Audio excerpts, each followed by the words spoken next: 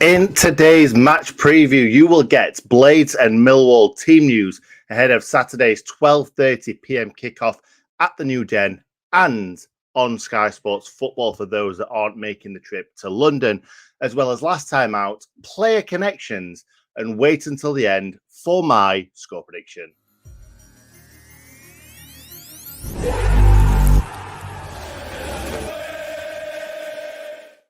Hello, ladies and gentlemen. Welcome back to the Sheff United way. How's it all going out there? It's just me, all on my lonesome tonight. I thought I was being joined by Ole, but I got it wrong. I am very, very sorry about that. So you've just got me. I've never done a match preview on my own live. So let's see how this goes. I'm not normally the one that does the opposition 11 and opposition team news. And that's what I'm most worried about. But let's get into this. I'll keep banging on comments on the video, and yeah, we'll get through this together bit by bit. Anyway, I'd like to give a big old shout out to our lovely members out there. I'll pop them on screen right now. I'll try and leave them all the way to the end because we really, really do appreciate every single member that signs up. All you got to do is click the join button on YouTube. And yeah, you will be charged £5 for the privilege, and you will be supporting your favourite Sheff United content creators. Now, also a big shout out to Parrot Peel, as always, NordVPN, and the Sheff United Way bar. That is Indigo Resurrection Bar. We absolutely love it there. We are there before every single home match. You can go for the away game if you want. It will be on telly. It will be in there. But unfortunately, I won't be there, and Ollie won't be there, and Hal definitely won't be there because that would be quite far away for the man. Anyway, I think it's time that we spoke about Borough because I've just not done enough about Borough. I've not talked enough about Borough, have I? Only a 30-minute video the other night at like 11:30 at night. So, yeah, let's talk about Borough just for a second. So, obviously, the Blades went 3-1 down, and that's the way it ended after 90 plus 4 minutes. We were bad. They were great. We were completely overrun in the midfield. So expect that to change in tomorrow's game. I don't think this will be the same team that Hecky will put out, but let's see. We'll get to that in a bit when I talk about team news. We were probably too attacking in my liking, and that's why they cut through us so easily. So yeah, I think it's time we put that one to bed, stop thinking about it, because it was certainly one of the worst nights we've had in a while, probably since Forest at home or Forest away last season in the playoffs. I really enjoyed Forest away, to be honest, because I thought we were fantastic in that game. But yeah, it certainly didn't end very, very well, did it?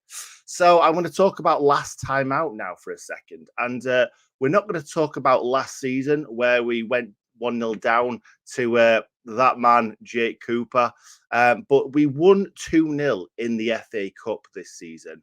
And that's the one that I'm going to talk about because that's what we want to talk about. It was at the New Den. We went early, went 1-0 up in the first half with a lovely worked goal.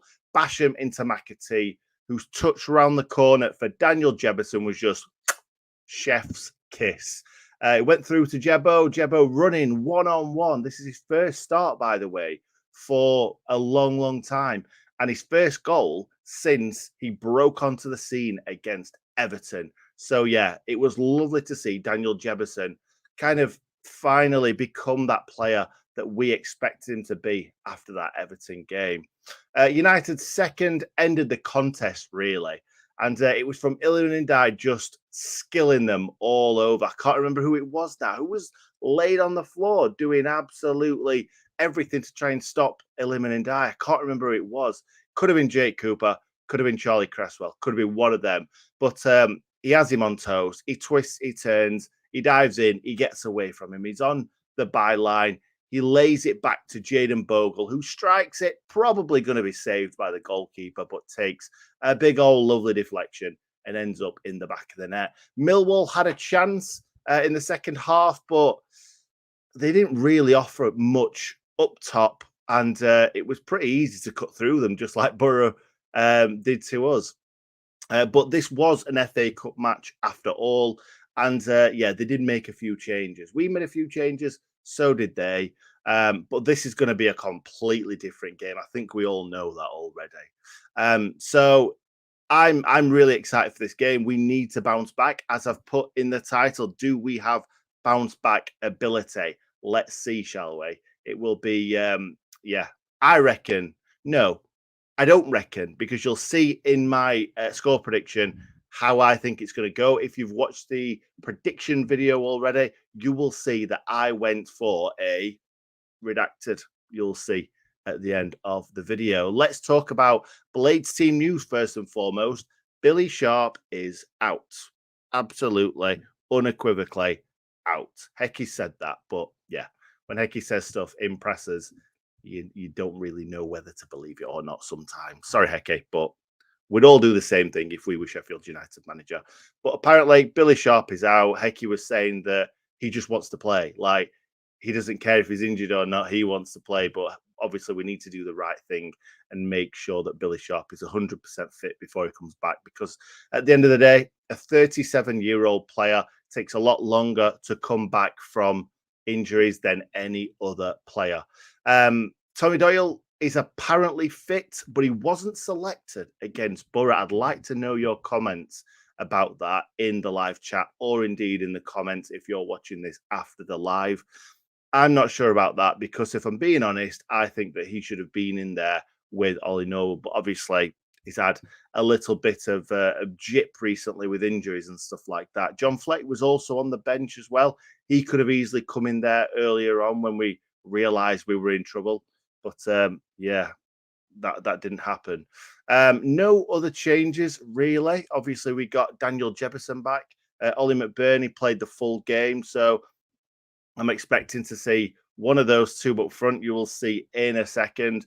But Hecky, I don't think will be on the touchline.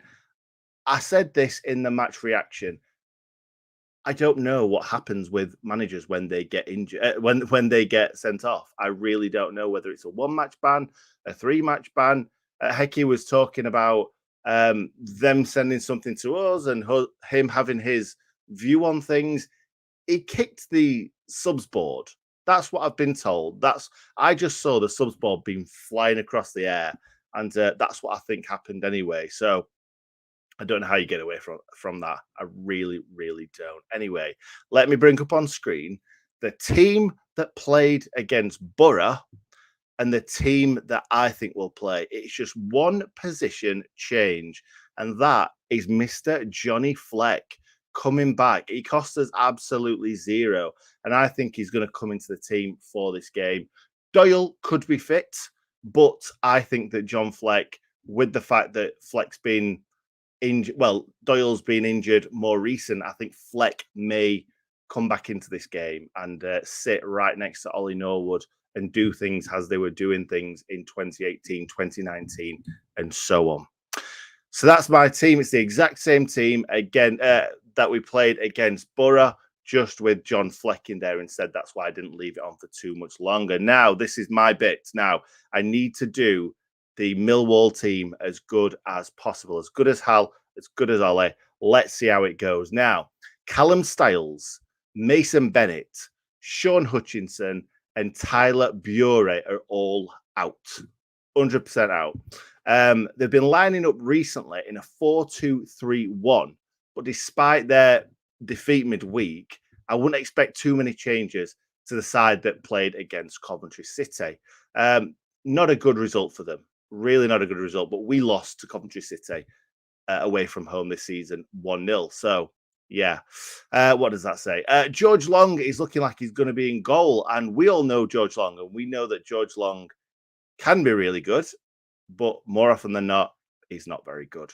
So yeah, let's see what George Long plays like in this game, if he does in fact play. Then we've got Dan McNamara, Charlie Creswell, obviously on loan from Leeds. I really, really liked him when I watched him play for the England under-21s, but when he came to Bramall Lane, I thought he was a bit dodgy, to be honest. But it's going to be really, really difficult to get any change out of Charlie Creswell and Jake Cooper, really. And we all hate Jake Cooper as Sheffield United fans. He scores against us every single time. But yeah, two big lads at the back there that are going to cause McBurney, who I think is going to play a lot of problems. Murray Wallace, George Saville, Billy Mitchell, George Honeyman, who I used to love when he was at Sunderland because I love the Sunderland documentaries, both of them. And yeah, now we don't like him as much because he's a nasty little piece of work. Zion Fleming and Duncan Watmore, which I used to love Duncan Watmore. Every time I watched Duncan Watmore play football, he was very, very good for Middlesbrough. And then never seemed to get into the team, and now he's at Millwall. So I'm not sure what's happened to Duncan Watmore's career, but yeah, if he doesn't play well in this game, I'd be very happy. And finally, the former Barnsley man, Tom Bradshaw. So yeah, I'm a big fan of Tom Bradshaw too, to be honest. Now, let's move on to opposition view from, and that's created by Andrew Panchero Roy. And it's Roy's view from, so go to roysviewfrom.com. Right, there's a lot to get through here. So let's quickly go through it. And I've never seen this before. Ollie's just copied and pasted these in and just said, go for it. So these are views from Millwall fans. They didn't get much tougher than this, other than Tuesday versus the Clarets. But we need all the help. We need all we have got and more to get anything out of this. There we go. They are a very decent side, and we do not have a good record against them at the Den. They did have a blip midweek with a loss against Borough, and their manager was sent to the stands for complaining about their third goal. Regardless, they're a tough nut to crack, and this will be a real test for us to see whether we've got what it takes. And really, that's it. Millwall are in the playoffs at the moment, and are they going to stay there? If they are, they're going to have to start beating teams like us and stop losing to teams like Coventry. Their fans seem to think that the season is catching up with them and taking its toll. Tired and leggy is the consensus. We've had a day's rest compared to them. Their manager banned from the touchline and without a win on the road since December. Is that right? I did not know that. That is mad. Anyway, we need to put that to rest against these, don't we? They need an injury time goal to nick a point at QPR and got shut out at Rotherham for a point. Should be another bumper crowd, and I see no reason why we can't beat them now. It is looking like they are very, very much looking forward to this game, thinking that this is a big test for them. I personally think Sheffield United are at the beginning of a mid-season wobble and will be worried about us and their string of games to come. We have to beat them on Saturday. And the final one is, this is one of those teams I hate. So there you go. Finally, I'm going to go through the referee. It is Stephen Martin, not to be confused with actor Steve Martin.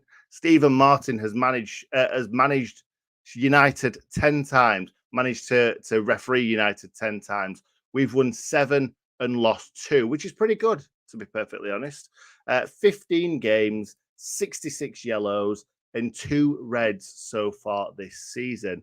He hasn't refereed United this year so far, so let's hope he's better than usual because, let's be honest, we've had some real bad ones recently. So let's pop in some comments. Jake Cooper, Scott is not looking forward to playing against Jake Cooper and he's probably expecting him to score a goal against us. I fancy we'll get something from this game. We need to come away with something. John, you are absolutely right, my friend. We beat Millwall 2-0 away in the Cup on January the 7th, but in the league, December 29th versus Blackpool. Thank you very, very much, Scott. So, yeah, we have beaten one team away from home this season or this year, and that was Millwall. So let's hope the same thing happen again. Now, score prediction. In our score predictions video, if you would like to go across there and watch this straight after this, I went for a 0-0. It's not going to be one of those games that we're going to enjoy, I don't think, in this one. Ollie's gone for 1-1, so we've both gone for, I would say, negative results because as Sheffield United and second in the division, we should be beating, on paper, everybody except for Burnley. We beat Burnley.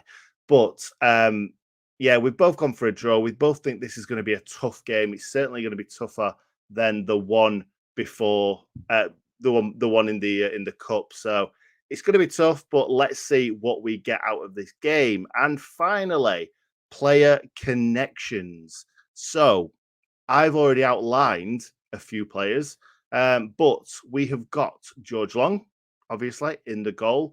He's an ex-Blade. We've got Ryan Leonard too, who hasn't played too many games for Millwall. When we sent him away, when we transferred him over to Millwall, he played quite a lot, and then in recent years, not so much. And finally, the one and only Ollie Burke. Ollie Burke is back at Millwall, back at the New Den.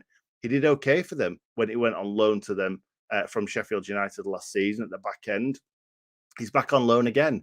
So let's see what happens with Ollie Burke this time around. He's obviously going to want to get one up on us because he didn't do very well for us, to be fair. But yeah, let's see. Also, we've got some other ex-players that play for both. We've got Martin Wolford, Paul Eiffel, and this is where I'm going to stop and let you guys in the chat and in the comments have a bash at it. So pop it in the comments right now. I'll pop up some predictions on screen. Blades win 3-0 and everybody gets a sense of perspective. Lee, I hope you are right, Sunshine. I hope you are right. 2-0 Blades. Scott's going for. Great. Julian Bell has gone for a 2-1 Blades win. That's what we like to see. And Scott has finished his off by saying that defeat could be like when Burnley lost to us. They went 10 wins in a row. Yes, you are right. And do you know what? Straight after the game, I did tweet out there. I tried to add a bit of a positive spin onto it and say the last time, if we see it as kind of like a Villa 3-all, where we went 3-0 up, then we drew 3-all, and then we went on a crazy run, like Scott's just said what Burnley did. You never know, that could be it. We got absolutely cut through by Borough. And let's hope that doesn't happen again for the rest of the season, at least.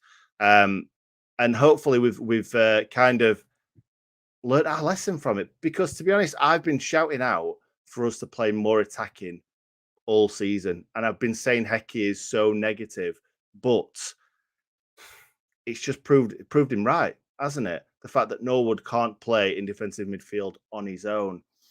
So yeah, like I say, I'm expecting to see someone sat next to Norwood, whether it is Sander Berger and McAtee still plays, or whether he brings in Fleck, or brings in Doyle, or even brings in Koulibaly. So let's see. That's me all done. I hope I did okay. I think I've rushed through it a little bit, but yeah, hopefully for the next one, we will have either Ollie or Hal or both. So thank you very much for watching. Make sure you tune in to our watch along tomorrow with the red half of Sheffield boys and match reaction straight after the match. That is going to be Hal. So make sure you tune in for that one. Thanks very much for watching, guys. See you soon.